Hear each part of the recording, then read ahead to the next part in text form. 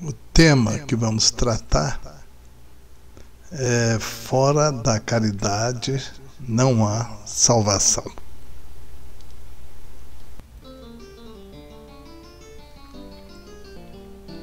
Parábola do bom samaritano. Ora, quando o Filho do Homem vier em sua majestade, acompanhado de todos os anjos, sentar-se-á no trono de sua glória. Reunidas diante dele todas as nações. Separará uns dos outros, como o pastor separa dos bodes as ovelhas, e colocará as ovelhas à sua direita e os bodes à sua esquerda. Então dirá o rei aos que estiverem à sua direita: Vinde, benditos do meu Pai, tomai posse do reino que vos foi preparado desde o princípio do mundo, porquanto tive fome e me destes de comer, tive sede e me destes de beber, careci de teto e me hospedaste, estive nu e me vestiste, achei-me doente e me visitaste, estive preso e me fostes ver. Então responder-lhe-ão o justo: Senhor, quando foi que te vimos com fome e te demos de comer, ou com sede e te demos de beber? Quando foi que te vimos sem teto e te hospedamos, ou despido e te vestimos? E quando foi que te soubemos doente ou preso e fomos visitar-te? O rei lhes responderá: Em verdade vos digo, todas as vezes que isso fizestes a um destes mais pequeninos dos meus irmãos, foi a mim mesmo que o fizestes. Dirá em seguida aos que estiverem à esquerda: Afastai-vos de mim, malditos, ide para o fogo eterno, que foi preparado para o diabo e seus anjos. Porquanto tive fome e não me deste de comer, tive sede e não me deste de beber, precisei de teto e não me agasalhaste, estive sem roupa e não me vestiste, estive doente no cárcere e não me visitaste. Também eles replicarão: Senhor, quando foi que te vimos com fome e não te demos de comer, com sede e não te demos de beber, sem teto ou sem roupa, doente ou preso e não te assistimos? Ele então responderá: Em verdade vos digo, todas as vezes que faltastes com assistência a um destes mais pequenos, deixastes de tê-la para comigo mesmo. E esses irão para o suplício eterno, e os justos para a vida eterna. Mateus capítulo 25, 31 a 46. Então, levantando, disse-lhe um doutor da lei para tentar o mestre: Mestre, que preciso fazer para possuir a vida eterna? Respondeu-lhe Jesus: Que é o que está escrito na lei? Que é o que leis nela? Ele respondeu: Amarás o Senhor teu Deus de todo o coração, de toda a tua alma, com todas as tuas forças e de todo o teu espírito, e a teu próximo como a ti mesmo. Então disse-lhe Jesus: Respondeste muito bem, faze isso e viverás. Mas o homem querendo parecer que era um justo, disse a Jesus: quem é o meu próximo? Jesus, tomando a palavra, lhe disse: um homem que descia de Jerusalém para Jericó caiu em poder de ladrões que o despojaram, cobriram de ferimentos e se foram, deixando-o semi-morto. Aconteceu em seguida que um sacerdote, descendo pelo mesmo caminho, o viu e passou adiante. Um levita que também veio àquele lugar, tendo observado, passou igualmente adiante. Mas um samaritano que viajava, chegando ao lugar onde jazia aquele homem, e tendo visto, foi tocado de compaixão. Aproximou-se dele, deitou-lhe óleo e vinho nas feridas e as pensou. Depois, pondo-o no seu cavalo, levou-o a uma hospedaria e cuidou dele. No dia seguinte, tirou 2 denários e os deu ao hospedeiro, dizendo: trata muito bem deste homem, e tudo que dependeres a mais, ou seja, despenderes a mais, eu te pagarei quando regressar. Aí eu te pergunto, qual desses 3 parece ter sido o próximo daquele que caíra em poder dos ladrões? E o doutor respondeu: aquele que usou de misericórdia para com ele. Jesus então disse: então vai e faz o mesmo. Está no capítulo de São Lucas, capítulo 10, versículo 25 a 37.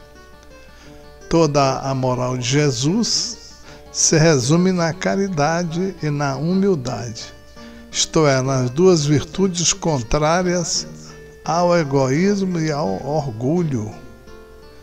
Em todos os seus ensinos, ele aponta essas virtudes como sendo as que conduzem à eterna felicidade.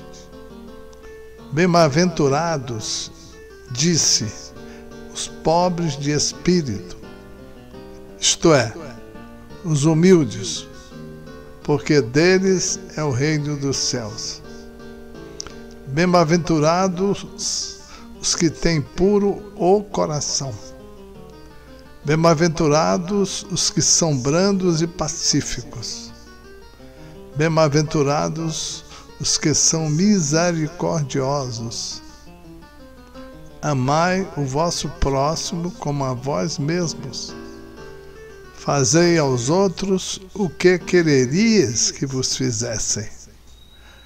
Amai os vossos inimigos. Perdoai as ofensas, se quiserdes ser perdoados. Praticai o bem sem ostentação.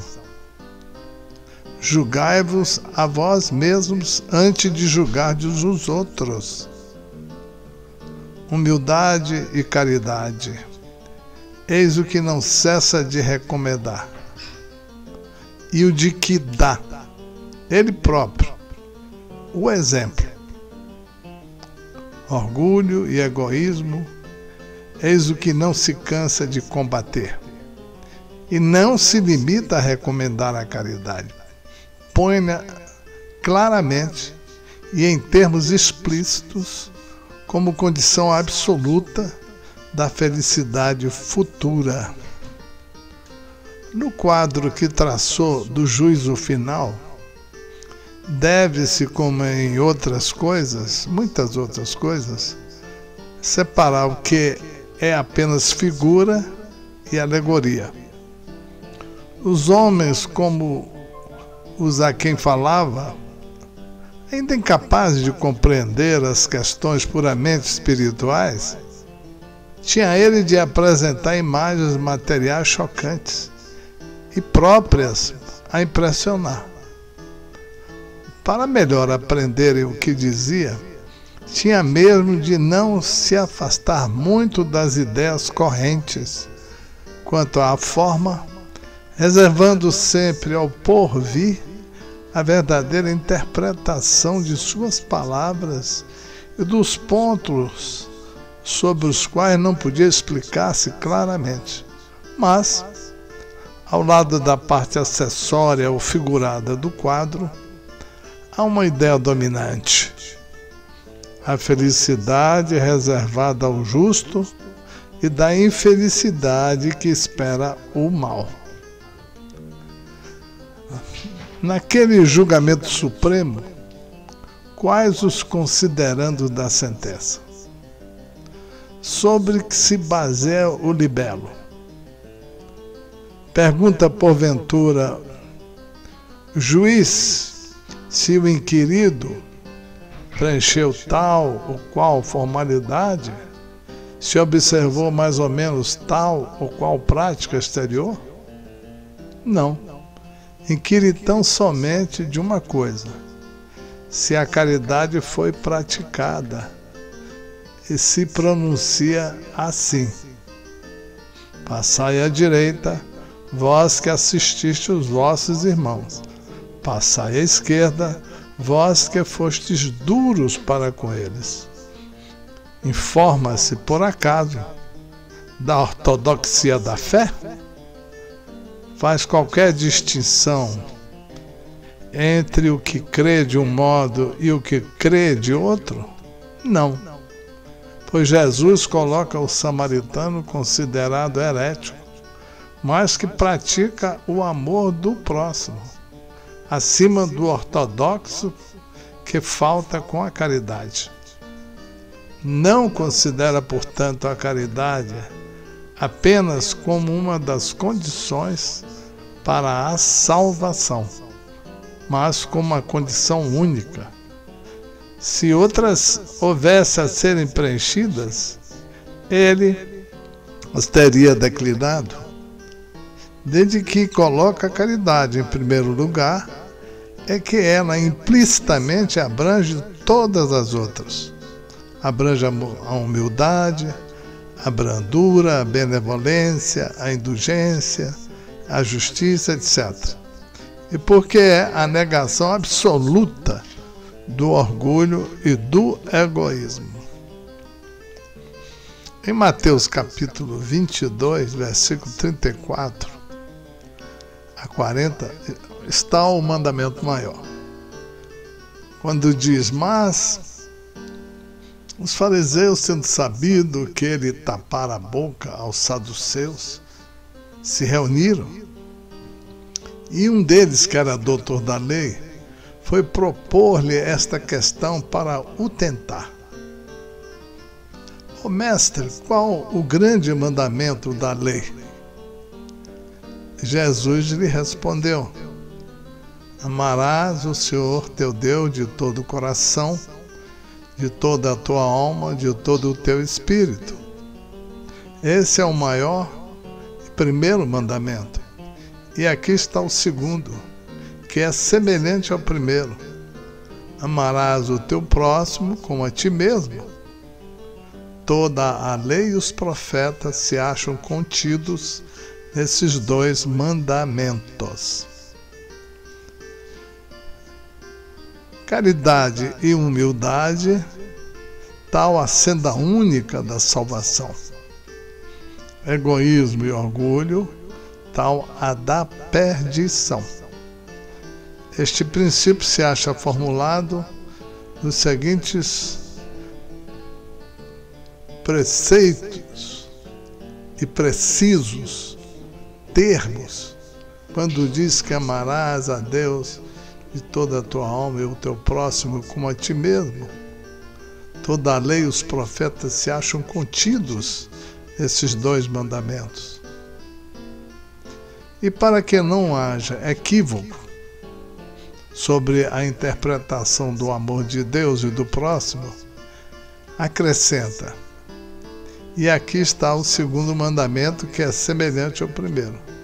Isto é, que não se pode verdadeiramente amar a Deus sem amar ao próximo, nem amar ao próximo sem amar a Deus.